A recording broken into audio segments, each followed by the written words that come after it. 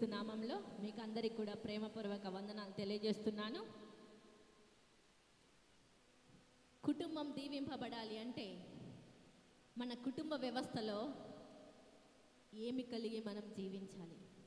ఒక బంధం అనేది బలపడాలి అన్నా, అనుబంధం అనేది స్థిరపడాలి అన్నా, దేవునిలో ఎదగాలి అన్నా మొదటగా మన జీవితంలో ఏమి కలిగి ఉండాలి? మన కుటుంబ వ్యవస్థలో ఏమి కలిగి ఉండాలంటే ప్రేమ అనేది మన కుటుంబాలపైన సమృద్ధిగా ఉండాలి. ప్రేమ అనేది మన జీవితంలో లేకపోతే, ప్రేమ అనేది మన కుటుంబ వ్యవస్థలో లేకపోతే, ప్రేమ అనేది మన బిడ్డల జీవితంలో లేకపోతే ఎప్పుడు కూడా మనం నష్టాల పాలు కష్టాల పాలు అవుతాము, కానీ దేవుడిచ్చే ఆశీర్వాదాన్ని మనము పొందుకోలేం. దేవుడు మనతో మాట్లాడుతున్న మాట ఏమిటంటే,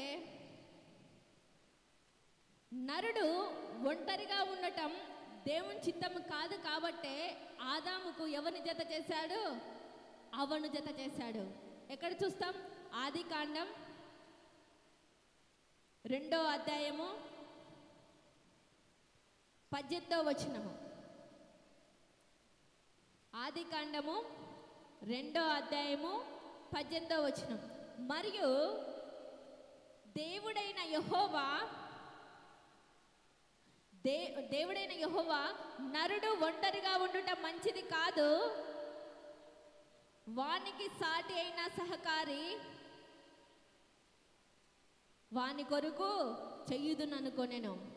ఈరోజు ఆదాముకు ఏ విధంగా అయితే ఒంటరిగా ఉండటం దేవుని చిత్తము కాదు, దేవుని ఉద్దేశం కాదు, దేవుని ప్రణాళిక కాదు కాబట్టే ఆదాముకి ఏం చేశాడు? అవ్వను జత చేశాడు. అవ్వను జత చేసిన దేవుడే నీకు కూడా ఒక భార్యను జత చేశాడు. ఆమెను కూడా ఏమని చెప్తున్నాడు?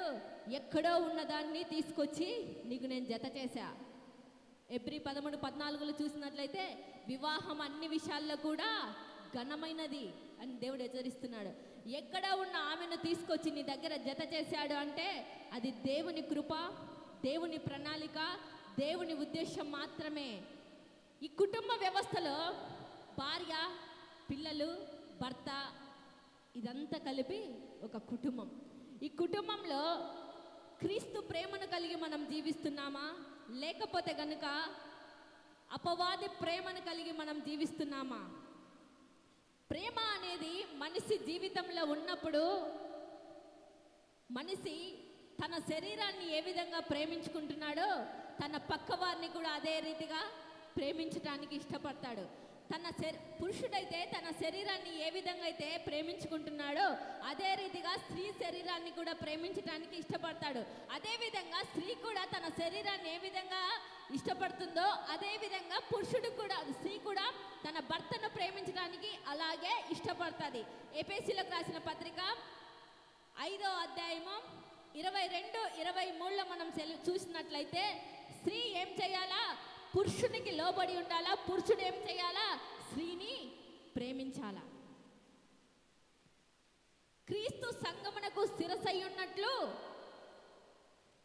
పురుషుడు కూడా భార్యకు శిరసై ఉన్నాడు. చాలక ఈ ఉదయకాల సమయంలో దేవుడు మనతో మాట్లాడుతున్నాడు అంటే నీ కుటుంబంలో ప్రేమ కలిగి ఉండాలి. నీ కుటుంబంలో ప్రేమ పైకి ఉండే ప్రేమ కాదు. నీ కుటుంబంలో ఉండే ప్రేమ ఏదో నలుగురిని మెప్పించడానికి ఉండే ప్రేమ కాదు. నీ కుటుంబంలో ఉండే ప్రేమ ఏదో దైవ సేవకుడు వచ్చినప్పుడు వారిని మాత్రమే చూసి వారు పోయిన తర్వాత నీ పని నువ్వు చేయటానికి కాదు ప్రేమ. ఎలాంటి ప్రేమ కలిగి ఉండాలంటే 1 పేతురు 4వ అధ్యాయము 8వ వచనము. 1 పేతురు 4వ అధ్యాయము 8వ వచనం.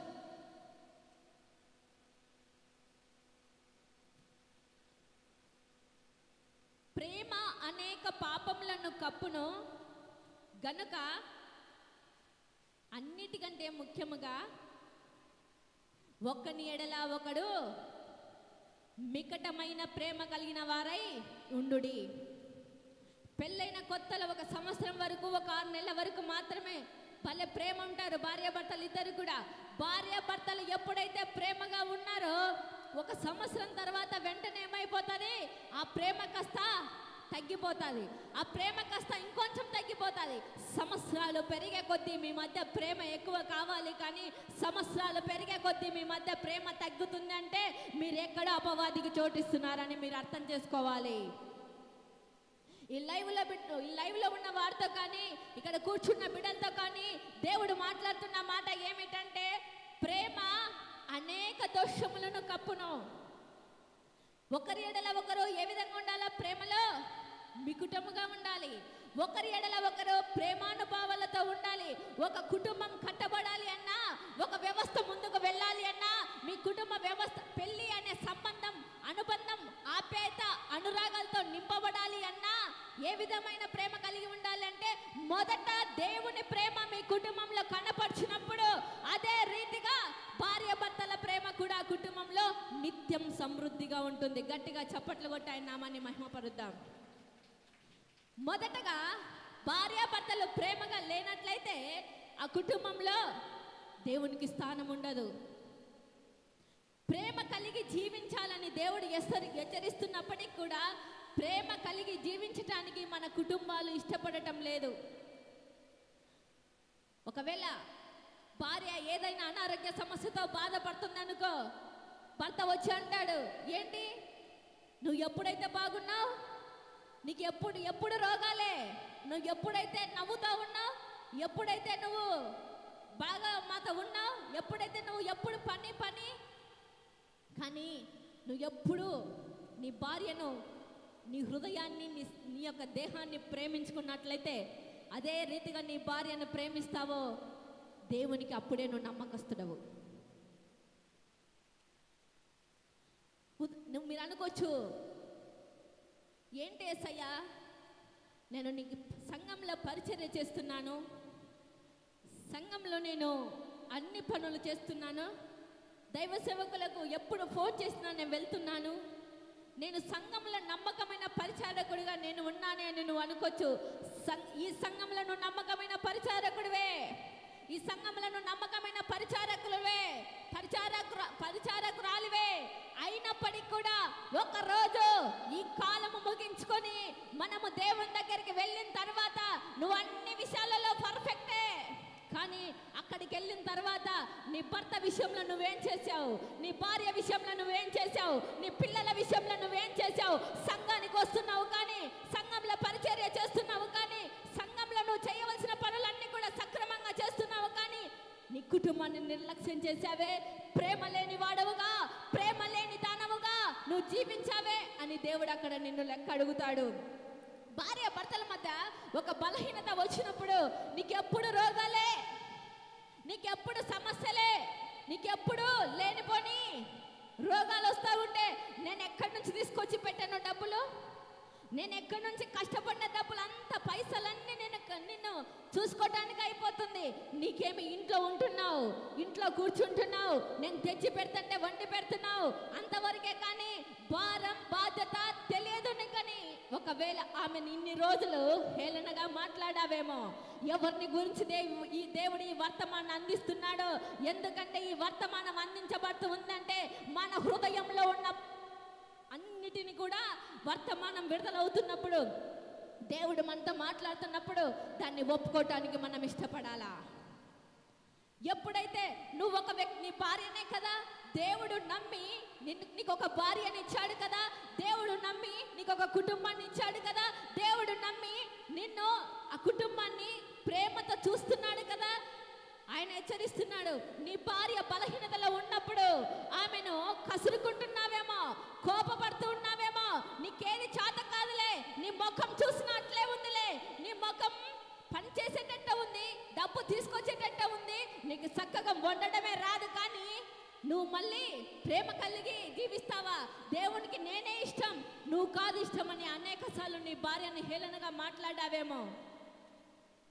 దేవుడు అలాంటి స్థితి వద్దు, కానీ కుటుంబ వ్యవస్థలో ప్రేమ అన్న బంధాన్ని కలిగి ఉండాలని దేవుడు హెచ్చరిస్తున్నాడు.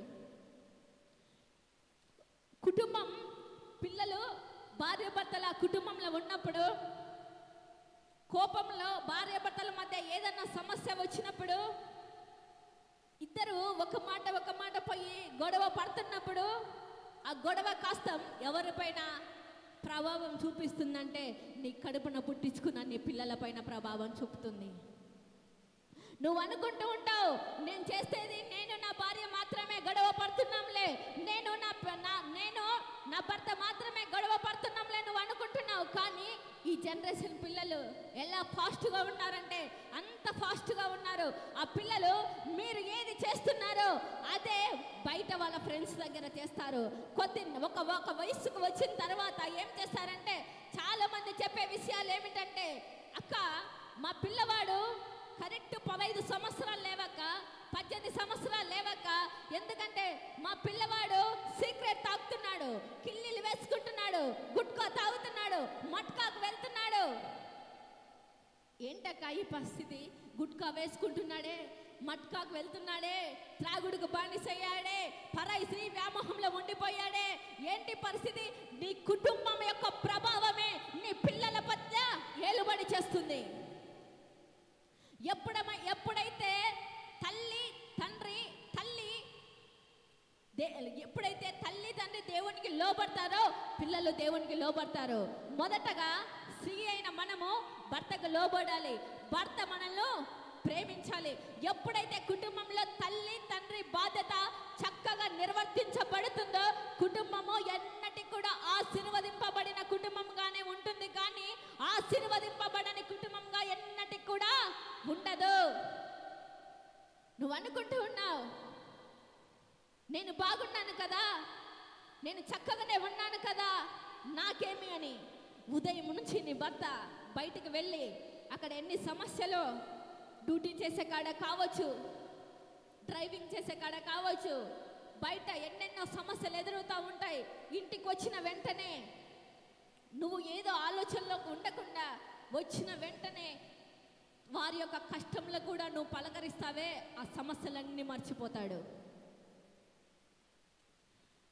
అది చెయ్యడంలో ఇప్పుడు మనము ఒక్కసారి ఏదన్నా కోపతాపాలు వచ్చిన వెంటనే, ఆ కోపంలో ఏదన్నా గొడవ జరిగిన వెంటనే, లగేజ్ సర్దుకోవడం, అన్నా నేను వచ్చేస్తా, మమ్మీ నేను వచ్చేస్తా, తమ్ముడు నేను వచ్చేస్తా, అక్క నేను వచ్చేస్తా అంటున్నావు, లగేజ్ సర్దుకుంటున్నావు, బయటికి వెళ్తున్నావు. నిన్ను లగేజ్ సర్దుకొని బయటికి వెళ్ళటానికి దేవుడు మీ ఇద్దరిని దశ తెలియలేదు, కానీ దేవుని చిత్తం మీ అందు ఫలించాలని, మీ కుటుంబంలో ఫలించాలని, మీ బిడ్డల జీవితంలో ఫలించాలని, మీరు సమృద్ధిలోకి రావాలని, సమృద్ధిలోకి వచ్చిన మీరు రేపొద్దున గొప్ప ఫలితాలు మీరు చూడాలని గట్టిగా చప్పట్లు కొట్టాయి, నామాన్ని మహిమపరుద్దాం. అంతేకాని నా పిల్లలు ఇంకా మారడం లేదే, నా పిల్లల వ్యవస్థ ఇంకా రావడం బాగలేదే, నా పిల్లలు ఏ విధంగా, నా భవిష్యత్తు ఏంటి నువ్వు ఆలోచించుకుంటూ ఇక్కడ కూర్చున్నావేమో.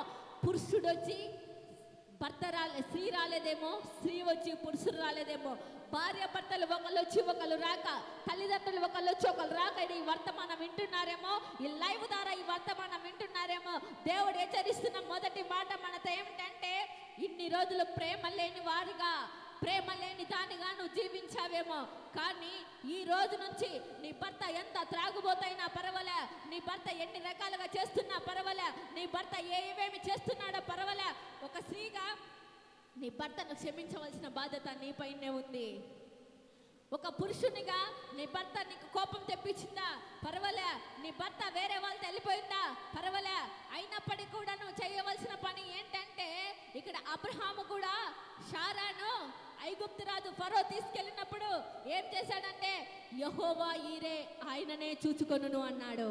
చూచుకొనును ఆయననే న్యాయం చేస్తానని నిశ్చయించుకున్నాడు. న్యాయం చేయక మాన్నాడు అబ్రహాముకు మళ్ళీ ఎవరిని తీసుకొచ్చాడు? శారమ్మని తీసుకొచ్చి అబ్రహాము ఎదుట నిలబెట్టిన దేవుడు ఆయనే. అప్పుడును ఇప్పుడును ఎప్పటికి కూడా మార్పు లేని దేవుడు ఆయనే. మన జీవితాలలో కూడా అలాంటి కార్యాలు చేస్తాడని విశ్వసించినప్పుడు నువ్వు కార్యాన్ని కండ్లారా చూస్తావు. ఒక పురుషుడు కానీ ఒక స్త్రీ కానీ ఏ విధమైన సంఘటనకు బాధపడవలసిన అవసరం లేదు. అప్పగించాల్సిన ఆయనకు అప్పగించాలా. భర్త త్రాగి మురికి అంతా చేసుకుని బట్టలంతా మలినమైపోయి వచ్చి ఇంటికి వచ్చి పిలిచాడా, నువ్వు తాగినావు కదా నీతో మాట్లాడను, నువ్వు తాగినావు కదా నేను పట్టించుకోను. నువ్వు తాగినావు, నువ్వు పరిశుద్ధుడివి కాదు, నేను పరిశుద్ధురాల్ని కాబట్టి వారం తప్పకుండా క్రమం తప్పకుండా ఆదివారం ఆరాధనకు వెళ్తున్నాను, శుక్రవారం ఉపవాస ప్రార్థనకు వెళ్తున్నాను, బుధవారం విజ్ఞాపన కూడకు వెళ్తున్నాను అని నువ్వు అనకూడదు. కానీ నీ భర్త ఎలాంటి వాడైనప్పటికీ కూడా వచ్చిన వెంటనే ప్రేమతో పలకరించడం నువ్వు నేర్చుకోవాలి. ప్రేమతో పలకరించడం నువ్వు నేర్చుకున్నప్పుడు కార్యాలు ఏదో ఒక రోజు ఆయన జీవితంలో జరిగిస్తాడు. అంతేకాని కొంతమంది స్త్రీలు బయట చాలా సంఘాలలో కానీ, బయట ఎక్కడన్నా కానీ, బయట కుటుంబ ప్రార్థనకు వెళ్ళినప్పుడు కానీ, బయట కూడికలకు వెళ్ళినప్పుడు కానీ చాలా మంది చెప్తున్న మాట ఏమిటంటే, అక్క వీళ్ళు నీ ముందర చాలా భక్తిపరులు, ప్రార్థనకు టైం అవుతుంది, ప్రార్థనకు బెల్లు కొట్టింటారు అనేసి ఇంట్లో గ్యాస్ పైన చూస్తే అన్నం ఉండదు, డైనింగ్ టేబుల్ పైన చూస్తే కూరలు ఉండవు, ఏవి కూడా ఉండవక్క. ఏమన్నంటే ఈరోజు ఇంటింటి కొడుకు అంటారు, రేపు పొద్దున చూస్తే కనుక ఆడ ఉపవాస ప్రార్థన ఉందంటారు, ఇంకొక చోట చూస్తే ఈరోజు శ్రీలకూటం అంటారు. ఈ వారంలో 3 రోజులు మాత్రమే నేను భోంచేశాను. నీ పిల్లలను, నీ భర్తను ఏదో పచ్చులు పెట్టి మందిరంలో వచ్చి పరిచర్య చేస్తే ఆ పరిచర్య దేవుడు ఒప్పుకోడు, ఆ పరిచర్యను దేవుడు అంగీకరించడు. ఎలాంటి పరిచర్య దేవునికి ఇష్టమైన పరిచర్య అంటే, నువ్వు సంఘం ఎదుట, దేవుని ఎదుట ఏ విధంగా పరిచర్యలో నమ్మకంగా జీవిస్తున్నావో అదే పరిచర్య నీ కుటుంబంలో జరగాల, నీ వ్యక్తిగత జీవితంలో జరగాల. నీ భర్తకు లోబడాల, నువ్వు నీ భర్త నిన్ను ప్రేమించాలా. మీరిద్దరు చేసే అదంతా కూడా ఎవరు చూస్తారు? పిల్లలు చేస్తారు. పిల్లలు చిన్నతనంలో నుంచే దేవుళ్ళో ఎదగటం నేర్చుకుంటారు. బాలుడు నడవవలసిన మార్గాన్ని వానికి బోధింపుము అన్నాడు సామెతల గ్రంథంలో. ఎప్పుడైతే బాలుడు నడవవలసిన మార్గం ఎప్పుడు బోధిస్తాం మనం ఎవరికైనా చిన్నపిల్లలకు చెప్పండి, నువ్వు డాడీని ఎప్పుడు కొట్లాడతారు?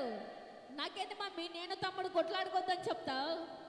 నువ్వు డాడీ ఎప్పుడు తిట్టుకుంటూనే ఉంటారు, నువ్వేంది మమ్మీ మమ్మల్ని తిట్టుకోద్దని చెప్తావు. నీ పిల్లల పైన ఆ ప్రభావం పడక ముందుపే దేవుడికి వర్తమానం ద్వారా హెచ్చరిస్తున్నప్పుడే నీలో ఉన్న అది తొలగించుకోవడానికి ఇష్టపడితే ఈరోజు నీ జీవితంలో ఒక కార్యం చేయబోతున్నాడు. నీ కుటుంబ వ్యవస్థలో మార్పు చెందబోతుంది. కొంతమంది భర్తలు ఉంటారండి, 99% 1% మాత్రమే అలాంటి వారు ఉండేది. ఎలాంటి వారంటే, భర్త భయంకరమైన పరిస్థితులలో ఉన్నప్పటికీ కూడా, తన భార్య మంచాన ఉన్నప్పటికీ కూడా ఏం చేస్తారంటే తమ కష్టాలన్నిటిని కూడా మర్చిపోయి ఒక చిన్న పిల్ల వల్లే చూసుకునేవారు 1% మాత్రమే.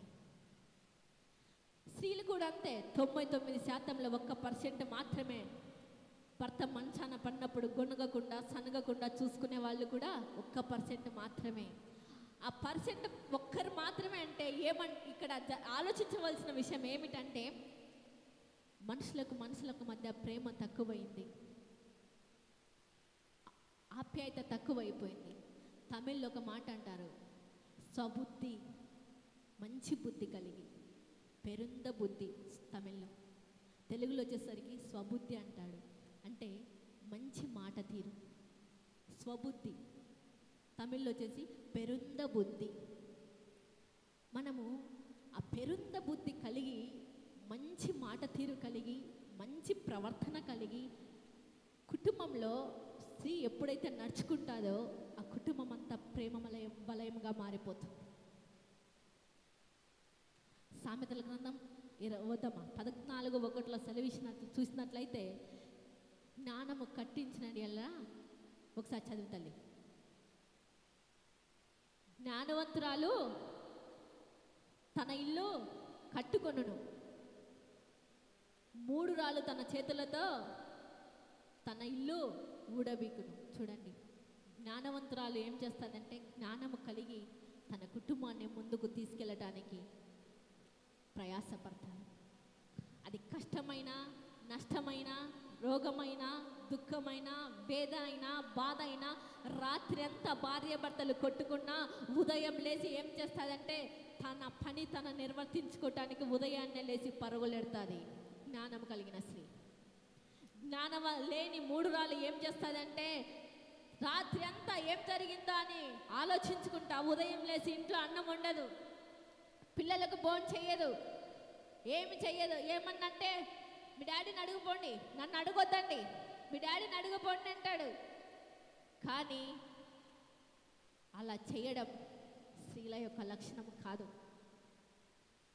దేవుడు భార్యాభర్తలు ఇద్దరిని జత చేసింది మీ ద్వారా అభివృద్ధి పొందాలని, మీ ద్వారా దేవుడు కార్యాన్ని చూడాలని, మీ ద్వారా కుటుంబం ఫలించాలని, మీ పిల్లలు ఒకరు ఆ సంఘంలో పరిచర్య చేసే బిడ్డలుగా ఉండాలని, మీ పిల్లలు సంఘంలో గొప్ప సేవ చేసేవారిగా ఉండాలని, మీ పిల్లలు సంఘంలోనే కాదు కానీ బయట డాక్టర్స్ గాను, ఇంజనీర్స్ గాను, కలెక్టర్లు గాను, పోలీసు గాను ఉండాలి అని మీరే గొడవలు పడుతూ మీరే ఇష్టానుసారంగా మీ పిల్లల జీవితాలను నాశనం చేసినట్లయితే పిల్లలు రేపొద్దున ఏ విధంగా అయినా కూడా మీరు ఆలోచించాల్సినందుకు సమాధానం ఉండదు, ఎంత ఆలోచించినప్పటికీ కూడా.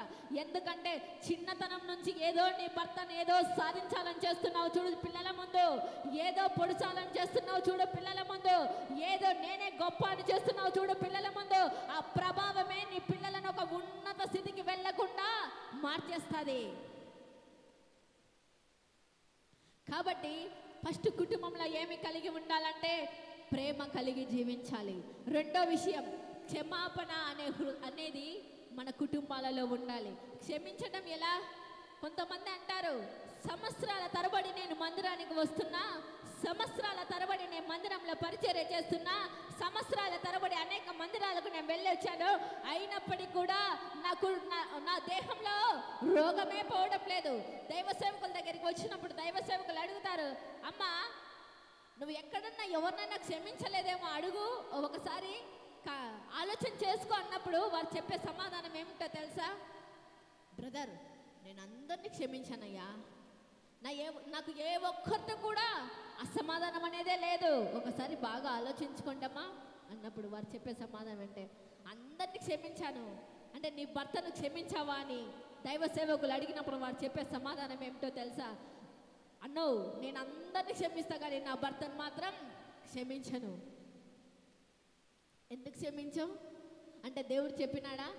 క్షమాపణ ప్రతి బిడ్డతో మీరు కలిగి ఉన్నప్పుడు మాత్రమే మన హృదయం కపటం లేనిదిగా నిష్కలంకంగా ఉంటుంది. మన బ్రతికే ఈ మనిషి జీవితం ఇంతకుముందుకు ఎన్ని సంవత్సరాలు ఉండేదంటే నోవహు కాలంలో 900 సంవత్సరాలు ఉండేది. రాను రాను మనం బ్రతికే సంవత్సరాలు ఎంతకు దిగజారాయంటే 120 సంవత్సరాలకు దిగజారాయి. 120 సంవత్సరాలలో ఒక 24 సంవత్సరాల వయసులో మీకు మ్యారేజ్ అయింది అనుకోండి, లేకుంటే ఒక 25-30 సంవత్సరాల వయసులో మీకు మ్యారేజ్ అయింది అనుకోండి, ఇంకెన్ని సంవత్సరాలు ఉంది? మహా అంటే 120 సంవత్సరాలు ఎవ్వరు కూడా జీవించటం లేదు. గట్టిగా 50 సంవత్సరాలు బ్రతుకుంటే కష్టమైపోయింది. 50 సంవత్సరాలు, 60 సంవత్సరాలు, 70 సంవత్సరాలు బ్రతికే ఈ జీవితానికి ఈ మనిషి దేహంలో కోపం ఎందుకు? కక్షలు ఎందుకు? ఎందుకు ఈ కక్షలు? నీ కళ్ళ ముందరనే ఆ కోపము, ఆ కక్షలు ఉండటం వల్లనే నీ పిల్లలు చేతగాని వారి వల్లే జీవిస్తున్నారు. నీ పిల్లలు భక్తి లేని స్థితికి అలవాటు పడిపోతున్నారు. నీ పిల్లలు భయంకరమైన త్రాగుబోతులుగా మారుతున్నారు. నీ పిల్లలు భయంకరమైన స్థితిలో ఉండిపోతున్నారు. ఇవన్నీ ఎవరు చేస్తున్న పొరపాటు అంటే తల్లిదండ్రులమైన మనం చేస్తున్న పొరపాట్లు. ఒకసారి దేవుడు హెచ్చరిస్తున్నప్పుడు అయ్యో ఆ లోపం నాలో ఉందేమో, నేను క్షమాపణ లేని దానిగా, క్షమాపణ లేని వానిగా నేను జీవిస్తున్నానేమో, అందుకే దేవుడు ఈరోజు నాతో హెచ్చరిస్తున్నాడు అని నువ్వు గ్రహించవలసిన వారంగా మనం ఉంటున్నాము. ఎప్పుడైతే క్షమించటం నువ్వు నేర్చుకుంటావో, ప్రేమించటం నువ్వు నేర్చుకుంటావో, క్షమాపణ ప్రేమ అనేది నీ హృదయంలో కలిగి ఉన్నట్లయితే ఎప్పుడో నువ్వు ఒక స్థితికి వెళ్ళిపోతావు. చాలామంది దైవ సేవకుల మధ్య కూడా క్షమించే మనసు ఉండదు. దైవ సేవకుడిని చూసినప్పుడు ప్రేమించుకోలేరు. దైవ సేవకులు చూసినప్పుడు వాళ్ళు అభినందించుకోలేరు. బ్రదర్ చాలా సంతోషం అండి, మీరు చాలా సంతోషంగా వర్తమానం అందిస్తున్నారని అనుకోలేరు. ఎందుకంటే వాడిని చూడగానే ఆ దైవ సేవకుని చూడగానే ఈ దైవ సేవకునికి అమ్మో కోపం, ఆ దైవ సేవకుని చూడగానే ఈ దైవ సేవకురాలికి కోపం, ఈ దైవ సేవకుని రాళ్ళని చూడగానే ఆ దైవ సేవకునికి కోపం. అందుకే భూమి మీద ఆయన పనిని సక్రమంగా నిర్వర్తించలేని సేవకులుగా ఉండిపోతున్నాం. దైవ సేవకులు కానీ, పరిచారకులు కానీ, సంఘ విశ్వాసులు కానీ, సంఘంలో ఏ చిన్న పని చేస్తున్న ప్రతి ఒక్కరము కూడా మనం కలిగి ఉండవలసిన విషయం ఏమిటంటే క్షమాపణ మన హృదయంలో కలిగి ఉండాలి. క్షమాపణ తగ్గింపు మన దేహంలో, మన హృదయంలో, మన భార్యాభర్త కుటుంబ వ్యవస్థలో ఆ క్షమాపణ అనేది లేనప్పుడు ఏది చూసినా ఒక గొడవలాగానే కనిపిస్తుంది. ఎవరు ఏం మాట్లాడినా ఆ మాట మన హృదయాన్ని గాయపెట్టే మాటగానే ఉంటుంది. మనం మాట్లాడినా అవతలి వ్యక్తిని మాట్లాడిన మాటలు కూడా ఏ విధంగా ఉంటాయంటే గాయపెట్టే వారిగానే ఉంటాయి. అందుకే సామెతల గ్రంథము 17వ అధ్యాయము 19వ వచనంలో ఒకసారి మనం చూసినట్లయితే కలహప్రియుడు లాస్ట్ లైన్ తన వాక్యమును ఎత్తు చెయ్యువాడు, ఒక్క నిమిషం అక్క,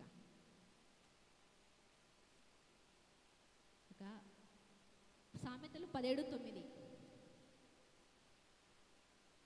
లాస్ట్ చివరి వచ్చింది. జరిగిన సంగతిని మాటి మాటికి ఎత్తువాడు, మిత్రభేదము చేయువాడు అంటే కలహాలు లేపువాడు. బహుశా ఇక్కడున్న మనందరి జీవితంలో ఒక్కొక్కరి జీవితంలో ఒక్కొక్క రీతిగా ఒక సమస్య ఎదుర్కొని వచ్చి ఇక్కడ నిలబడుకొని ఉంటాం. ఒక్కొక్కరు జీవితంలో ఒక్కొక్క రీతిగా అవమానాలు పొంది మనం ఇక్కడ నిలిచి ఉంటాం. ఒక్కొక్కరి జీవితంలో ఒక్కొక్క రీతిగా అపవాది మనల్ని వాడుకొని నిలబెట్టి ఉంటుంది. కానీ ఎప్పుడైతే దేవుని యందు భయభక్తులు కలిగి రక్షణకు సిద్ధమయ్యి బాప్తిసానికి చేరువయ్యి ఆ నిజ రక్షకుని మన సొంత రక్షకునిగా అంగీకరించామో, ఆ సొంత రక్షకుని అంగీకరించిన రోజునే మన పెదవులు ఏం మాట్లాడటం జరిగిన వాటిని, గతంలో జరిగిన వాటిని మాటి మాటికి ఎత్తువాడు. ఎలాంటి వాడు అంటే మిత్రభేదం చెయ్యువాడు. నీ భార్య బహుశా తెలుసో తెలక ఏదైనా పొరపాటు పని చేసింటే మాటి మాటికి దాన్ని సతాయించటం నువ్వు క్షమించే హృదయం నీకు ఉన్నట్లు కాదు. భర్త నీకు ఒకసారి ఏదన్నా పొరపాటు చేసి ఉంటే నువ్వు అప్పుడు అట్లా చేసావు కదా, నువ్వు అట్లా తిరిగావు కదా, నాకు ఇష్టం లేని కార్యాలన్నీ చేసావు కదా అని మాటి మాటికి మిత్రభేదం నువ్వు చేసినట్లయితే ఇంకా నీ కుటుంబంలో గొడవలు రేపుకుంటున్నావు. కానీ ఆ కుటుంబంలో సమాధానాన్ని నువ్వు చూడలేకపోతున్నావు. సమాధానాన్ని సమృద్ధిగా నీ కుటుంబంలో వెదజల్లాలి అంటే ఈ రోజు నుంచి భార్య భర్తలు ఇంటికి వెళ్ళిన వెంటనే ఒకరి ఎడల ఒకరు క్షమాపణ కలిగి, నేను అప్పుడు అట్లా నిన్ను సతాయించాను కదా, నన్ను క్షమించు. అయ్యా నేను అప్పుడు నిన్న యజమానుడా అని ఎవరన్నారు? అబ్రహాము. నువ్వు ఎవరన్నారు? శారమ్మ అనింది. అయ్యా నేను అప్పుడు నిన్ను ఆ విధంగా చేశాను కదా అని శారమ్మ అన్నట్లు నువ్వు కూడా ఇంటికి వెళ్ళి నన్ను క్షమించని అడగడం నువ్వు నేర్చుకున్నట్లయితే దేవుడు మీ కుటుంబాలలో క్షమాపణ హృదయాన్ని సమృద్ధిగా నింపుతాడు. క్షమాపణ లేనివాడిగా ఇంకెన్ని రోజులు బ్రతుకుతావు? క్షమించే స్థితి నీకు లేనివాడిగా గర్వించే హృదయంతో ఎన్ని రోజులు విర్రవీగుతావు? విర్రవీగి ఏదో ఒక రోజు పడిపోవాల్సిందే. పడిపోయిన నిన్ను లేపటానికి ఎవరు కూడా ఉండదు. దేవుడి యొక్క అవకాశం ఇస్తున్నది నిన్ను నిలబెట్టుకోవటానికి. ఇంకా నువ్వు క్షమాపణ లేనివాడిగా, క్షమాపణ లేని దానిగా నువ్వు జీవించటానికి వర్తమానం అందించడంలా. బహుశా ప్రతి ఒక్కరి జీవితంలో సమస్యలు రావడం సహజం. ప్రతి ఒక్కరు తప్పు చేయడం సహజం. ప్రతి ఒక్కరు భూమిపైన జీవించిన కాలంలో ఏదో ఒక రోజు ఏదో ఒక చేత తప్పు పడడం ఖాయం. కానీ ఆ తప్పుకు నువ్వు ఒప్పుకొని నిజ రక్షకుని అంగీకరించినప్పుడే నిజమైన క్రైస్తవుడివి, నిజమైన క్రైస్తవురాలివి. నువ్వు నిజమైన క్రైస్తవురాలు అనుకుంటావు, మందిరానికి వస్తున్నావు, మందిరంలో ఉంటున్నావు, కూర్చుంటున్నావు, క్షమాపణ లేని స్థితిలో నువ్వు ఉంటున్నట్లయితే సంవత్సరాల తరబడి మూలుగుతున్న అప్పులు ఎందుకు పోవడం లేదు? సంవత్సరాల తరబడి నువ్వు పనిచేస్తున్నా నీ కుటుంబంలో రెంట్ కట్టుకోవడానికి డబ్బులు ఎందుకు రావడం లేదు? సంవత్సరాల తరబడి నువ్వు వాక్యంలో వింటున్న వాక్యం ఎందుకు నీకు గుర్తు ఉండడం లేదు? సంవత్సరాల తరబడి నువ్వేవేవో చెయ్యాలి, నేను పరిచర్యలో చెయ్యాలి, కుటుంబంలో చెయ్యాలి, ఏవేవో చెయ్యాలి నువ్వు అనుకుంటున్నావు. ఎందుకు నీకు కుటుంబం జీవితంలో అవి జరగడం లేదు? ఎందుకు జరగడం లేదు అంటే యేసు ప్రభు 2000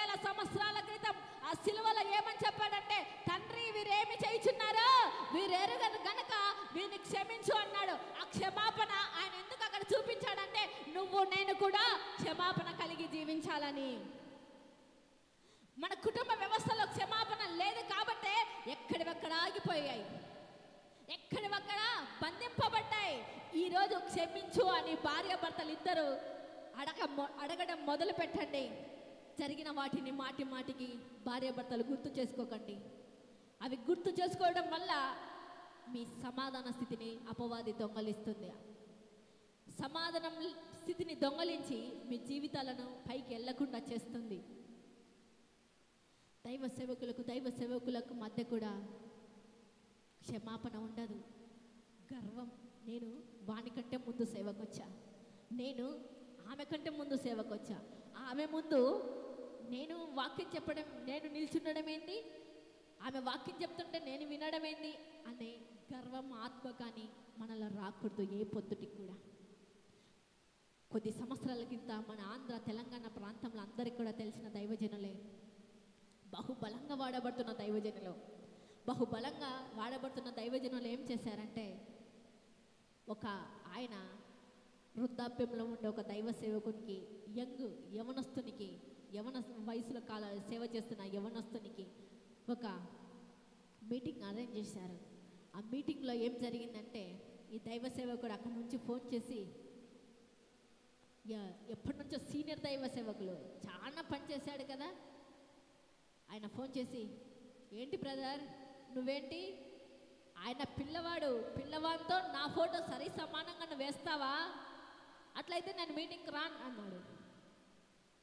వాళ్ళు పోస్టర్లన్నీ కొట్టించి అంతా అయిపోయిన తర్వాత ఏం చేశారు తెలుసా, మార్పిచ్చేసరికి ఆ దైవ సేవకుడు మార్పిచ్చాడు. ఈ అరేంజ్ చేసిన ఆయన కూడా యవన దైవ సేవకుని ఫోటోను చిన్నగా వేశాడు, ఈయన ఫోటోను చాలా పెద్దదిగా వేశాడు. ఇదంతా కొన్ని సంవత్సరాల క్రితం మన ఆంధ్రాలో జరిగిన విషయమే. వేసిన తర్వాత ఫస్ట్ రోజు యవన దైవ సేవకునికి వర్తమానం ఇచ్చారు, రెండో రోజు ఆ వృద్ధాప్యంలో ఉన్న దైవ సేవకునికి వర్తమానం ఇచ్చారు. ఎప్పుడైతే ఆయనలో నా తోటి జత పనివాడే కదా, నా తోటి సేవకుడే కదా అని క్షమించలేని మనసు వచ్చింది. దేవుడు చూశాడు. దేవుడు చూసి ఆయనను ఏం చేశాడంటే, ఈ ఆంధ్రాలో తెలంగాణలో ఆ వృద్ధాప్యంలో ఉన్న ఆ సీనియర్ దైవ సేవకునికి మీటింగ్సే రాకుండా చేశాడు. ఇప్పటికి కూడా ఆ యవన దైవ సేవకుడు బహుబలంగా వాడబడుతున్నాడు. ఒకరోజు ఆ వృద్ధాప్యంలో ఉన్న దైవ సేవకుడి దగ్గర యానివర్సరీ జరిగింది, చర్చి యానివర్సరీకి.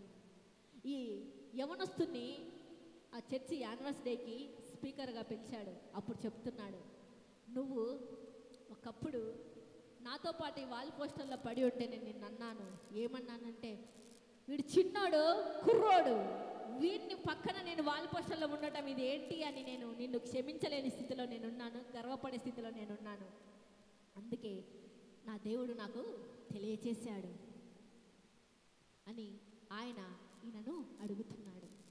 కాబట్టి ఏ దైవ సేవకులను చూసినా గౌరవించడం మనం నేర్చుకోవాలి.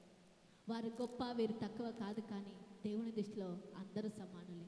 క్షమించే మనసు మన కుటుంబంలో ఉండాలా, క్షమించే మనసు ఇతరులను ప్రేమించే విషయంలో ఉండాలా, క్షమించే మనసు సంఘంలో ఇతరులను క్షమించడమే కాదు, బయట బహిరంగ ప్రదేశాలకు మనం వెళ్ళినప్పుడు మనం తోటి ఉద్యోగస్తుల దగ్గర కానీ, మనం చేస్తున్న పనులలో కానీ ఎవరన్నా మనల్ని ఒక మాట అన్నప్పుడు క్షమించే మనసు మనలో ఉండాలా. భార్యాభర్తలు జరిగిపోయిన వాటిని మాటికి ఎత్తి మిత్రభేదం చేసుకోకండి. మూడో విషయం చూసినట్లయితే, తొందరలో ముగిస్తాను, మాట్లాడుకోవాలా భార్యాభర్తలు ఇంట్లో.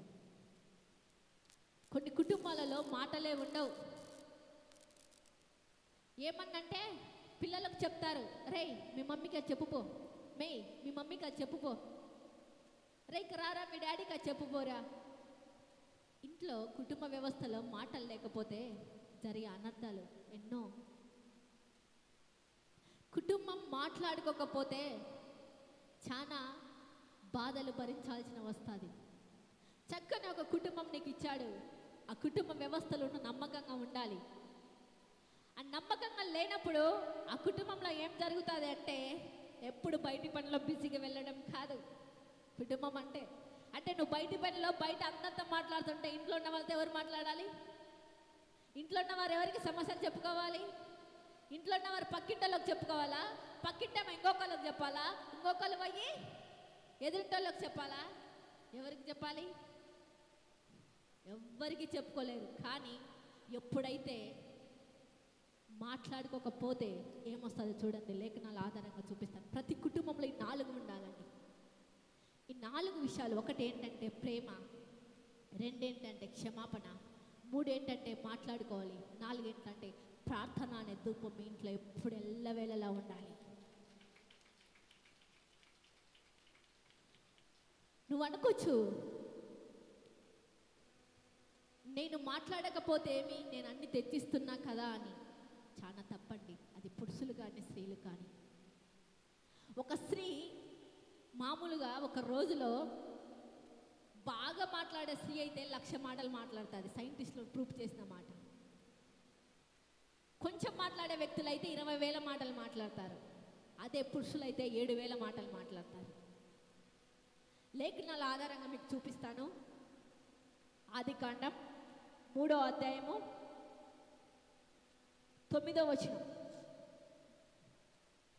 దేవుడైన యెహోవా ఆదామును పిలిచి, నువ్వెక్కడున్నావనెను.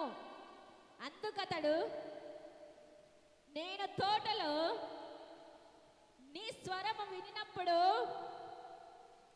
దిగంబరిగా ఉంటిని గనుక భయపడి దాగుకొట్టినానెను. ఎందుకు వీరి మధ్య వ్యత్యాసం వచ్చింది?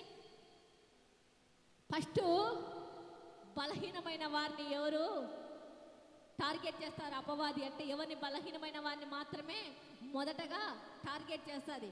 అవ్వ దగ్గరికి వచ్చింది. నీకేం చెప్పాడు దేవుడు? ఈ పళ్ళన్నిటిని తినమన్నాడు, కానీ ఈ పళ్ళు ఒకటి తినవద్దని చెప్పాడా? అయ్యో, ఎందుకు చెప్పాడు? అవి తింటే మీరు మంచిగా అవుతారు, మీకు జ్ఞానం కలుగుతుంది, తెలివి వస్తుంది అని ఎవరితో చెప్పింది? ఫస్ట్ అవ్వతోనే చెప్పింది. అవ్వతో చెప్పడం వల్ల ఏమైపోయింది? వారి మధ్య ఆదాముకు అవ్వకి ఏమొచ్చాయి? లేనిపోని సమస్యలన్నీ తీసుకొచ్చి పెట్టింది ఎవరు? అపవాది. ఎప్పుడైతే మీ ఇంట్లో మాటలు ఉండవో అపవాది మీ మధ్య సమస్యలు తీసుకొచ్చి పెడతాది. చూడండి, ఆదామును అవ్వను యేసయ్య పిలుస్తున్నాడు. ఆదాము ఎక్కడున్నావు? రా అంటే యేసయ్యతో మాట్లాడుతున్నాడు. అయ్యా, నీ సన్నిధానానికి నేను రావటానికి నేను అర్హుడను కాను. ఎందుకంటే నాకు భయం వేస్తుంది. ఒకప్పుడు లేని భయం ఇప్పుడు ఎందుకు వచ్చింది? ఆదాము అవ్వ మధ్య కమ్యూనికేషన్ తక్కువైనప్పుడు 3వ వ్యక్తి ఎంటర్ అయినాడు. 3వ వ్యక్తి ఎంటర్ అయినప్పుడు దేవుడితో వారి సహవాసం కట్ అయిపోయింది. వారికి భయం అంటే ఏంటో తెలుస్తుంది. మన పరిస్థితి ఏంది ఇట్లా ఉందని తెలుస్తుంది. మన స్థితిగతి ఏంది ఇట్లా ఉందని తెలుస్తుంది. ఎప్పుడు తెలుస్తుంది అంటే, ఒకవేళ ఆదాము అవ్వ ఆ స్థితి తెలియనప్పుడు ఏ విధంగా ఉన్నారు? సంతోషంగా దేవునితో ఉన్నాడు. మీరు కూడా ఎప్పుడు సెల్ ఫోన్లో మాట్లాడటం కాదు. కుటుంబంలో నువ్వు డ్యూటీకి వెళ్తున్నావా, బయటికి పనికి వెళ్తున్నావా, లేకపోతే ఏదేదో వెళ్తున్నావా, అయినప్పటికీ కూడా ఇంటికి వచ్చిన వెంటనే అక్కడ జరిగినదంతా అక్కడే మర్చిపోవాలా. ఇంటికి వచ్చిన వెంటనే నీ పిల్లలతో కొద్దిసేపు సమయం స్పెండ్ చేయాలా, నీ భార్యతో కొద్దిసేపు సమయం స్పెండ్ చేయాలా, నీ భర్తతో కొద్దిసేపు సమయం స్పెండ్ చేయాలా. బయటికి వెళ్ళినా మనకు ఎన్నో టెన్షన్స్ ఉంటాయి, ఎంతో రోదన ఉంటుంది, ఎంతో దుఃఖం ఉంటుంది. ఒక ఆఫీసులో ఉద్యోగం చేస్తున్నప్పుడు ఈ ఫైల్ అరగంట కల్లా ముందుకెళ్ళాలంటారు, ఈ ఫైల్ అరగంట కల్లా మేనేజర్ సార్ దగ్గరికి వెళ్ళాలంటారు. నువ్వు ఒక కాలేజ్లో ఉద్యోగం చేస్తున్నప్పుడు ఈ లెసన్ ప్లాన్స్ అన్నీ కూడా ఒక ½ అన్ అవర్ లోపు ప్రిన్సిపల్ మేడం దగ్గర ఉండాలి అంటారు. కానీ నీ పని నువ్వు అక్కడ డ్యూటీలో ఉన్నప్పుడు చక్కగా నీ పని నువ్వు నిర్వర్తించు. ఇంటికి వచ్చిన వెంటనే నీ కుటుంబంలో నువ్వు లీనమైపోవాలా.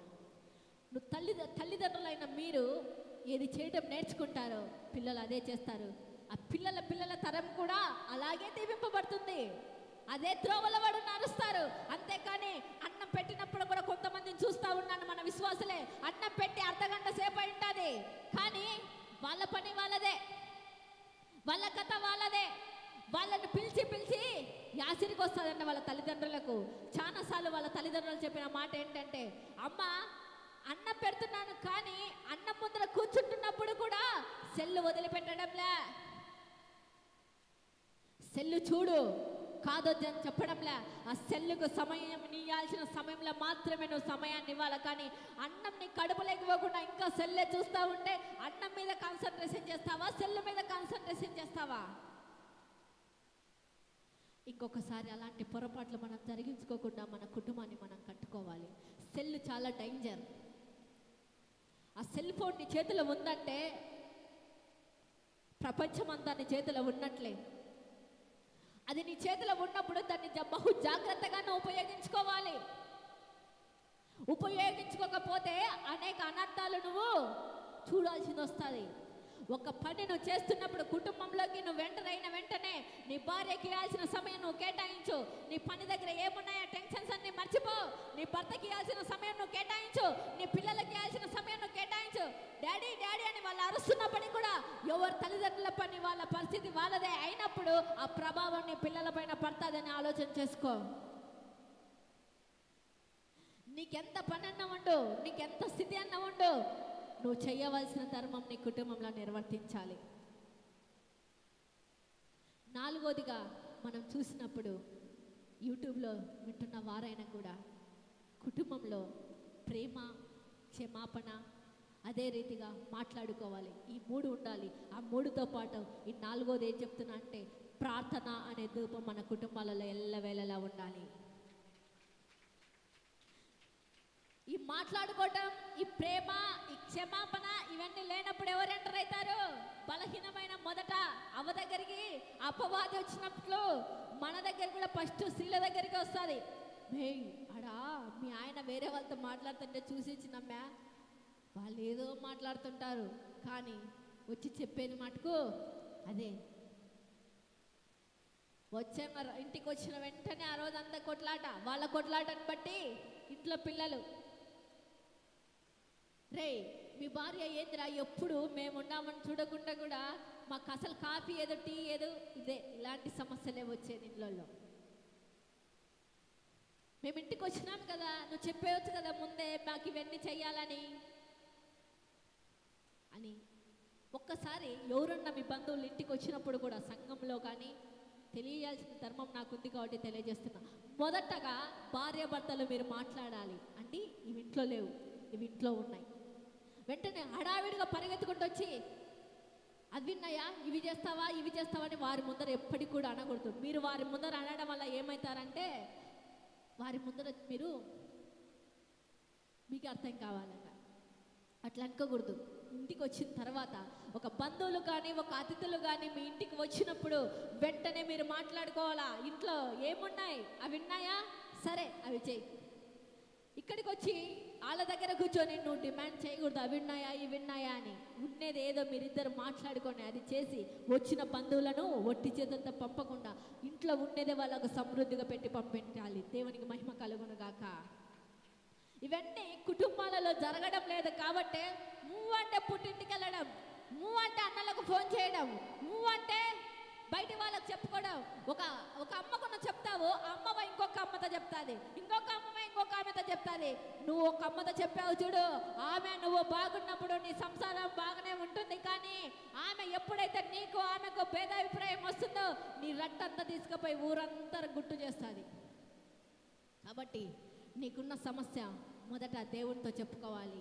రెండోదిగా నువ్వు ప్రార్థనలో గడపాలి. తర్వాత దైవ సేవకులకు వచ్చి చెప్పాలి. అంతేకాని మేము ప్రార్థనలో గడపం, దేవునితో ప్రార్థన చెయ్యం, కానీ దైవ సేవకుల ప్రార్థన మాత్రమే మాకు అవసరం అనుకుంటే జరగదు. నాలుగోదిగా ప్రార్థన అనేది మనిషి జీవితంలో విలువైనది. ప్రార్థన అనగా దేవుడితో మాట్లాడటం. ప్రార్థన మన జీవితాన్ని ఒక సమృద్ధిలోకి దీవింపచేసేది. ప్రార్థన మన వ్యక్తిగత జీవితాలలో దీవెన వర్షములతో కుమ్మరించేది. ప్రార్థన మన జీవితంలో అభివృద్ధిలోకి తీసుకొచ్చేది. ప్రార్థన అనేది మన బంధుత్వాన్ని ఆప్యాయతలోకి అనుభవింపచేసేది. ప్రార్థన లేని జీవితాలు మోడుబారిపోతాయి. ప్రార్థన లేని బ్రతుకులు ఎక్కడ పడిన గొంగలి అక్కడే ఉండిపోతుంది. అర్థమవుతుందా? ప్రార్థన ఎల్లవేళలా మన కుటుంబాలలో ఆరిపోని దీపంలాగా ఉండాలి. ప్రార్థన లేని జీవితాలు మోడు వారిపోతాయి. ఉదయాన్నే లేస్తావు, కళ్ళు హడావిడిగా లేచి అయ్యయ్యో అనేసి హడావిడిగా 8 అయిపోయిందా ఆఫీస్కి వెళ్ళాలి అనేసి యూట్యూబ్లో ఉన్నవారు కానీ ఇక్కడ కూర్చున్నవారు కానీ హడావిడిగా లేస్తావు. అమ్మో డ్రైవింగ్ చేయాలా, వారికి కార్ డ్రైవింగ్ ఉంది ఈరోజు, వారికి వస్తానని చెప్పాను, అమ్మో డ్యూటీకి టైం అవుతుంది, ఇంట్లో పని చేయాలని ఉదయాన్నే లేచి చీపురు పట్టుకోవడం కాదు, కానీ ఒక కొద్దిసేపు దేవుని సన్నిధిలో పీస్ఫుల్గా, అయ్యా రాత్రి కళ ద్వారా మాట్లాడావు కదయ్యా, ఈ స్వరం ద్వారా మాట్లాడావు కదా ప్రభువా, ఈరోజు నన్ను దర్శించావు కదా ఎస్సయ్యా, ఏంటి ప్రభువా ఈరోజు ఇది జరగబోతుందా, నాకు చూపించావు కదా ప్రభువా, వారి కోసం నేను ప్రార్థన చేయాలి కదా అయ్యా, సరే ఎస్సయ్యా అని కొద్దిసేపు ప్రార్థన చేసి నీ కుటుంబం కోసం, నీ పిల్లల కోసం, నీ భర్త కోసం, నీ ఇంటి వారందరి కోసం నువ్వు ప్రార్థన చేసి బయట అడుగులు పెట్టడం మొదలు పెడితే దేవుడు నీ స్థితిగతులను మార్చేస్తాడు. అంతేగాని హడావిడిగా పరిగెత్తినావు అనుకో, హడావిడిగా నువ్వు జరుగుతుంది. ప్రార్థన మన జీవితాలకు పునాది. ఈ పునాది మన జీవితంలో లేనప్పుడు ఏమి చేయలేం. యెహోషువ 24:15 చూసినట్లయితే యెహోషువ అంటున్నాడు, నేనును నా ఇంటి వారమును యెహోవాను మాత్రమే సేవించదము.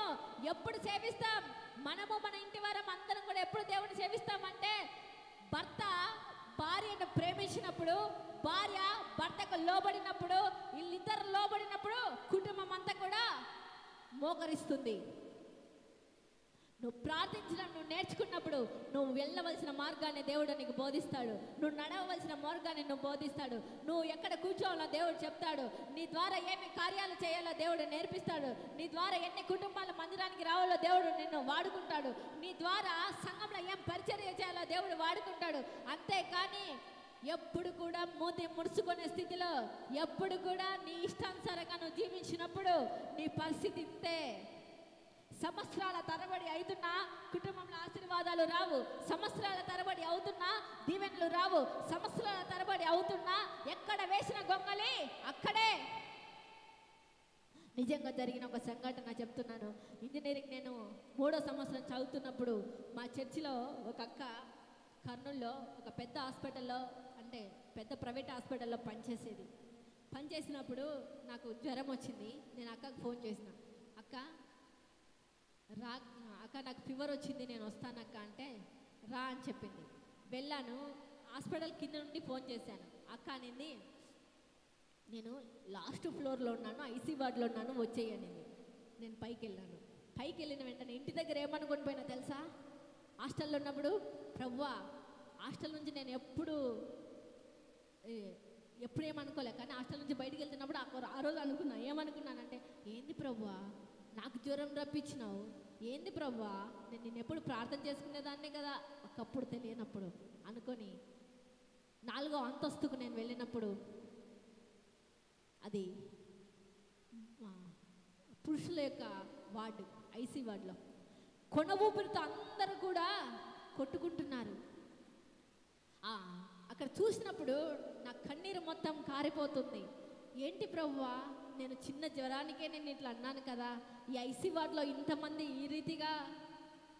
ఈ రకంగా ఉన్నారే, వాళ్ళు కొన ఊపిరి అంటే ఏ క్షణం చనిపోతారో తెలియదు, ఏ క్షణంలో వాళ్ళు ఉంటారో తెలియదు.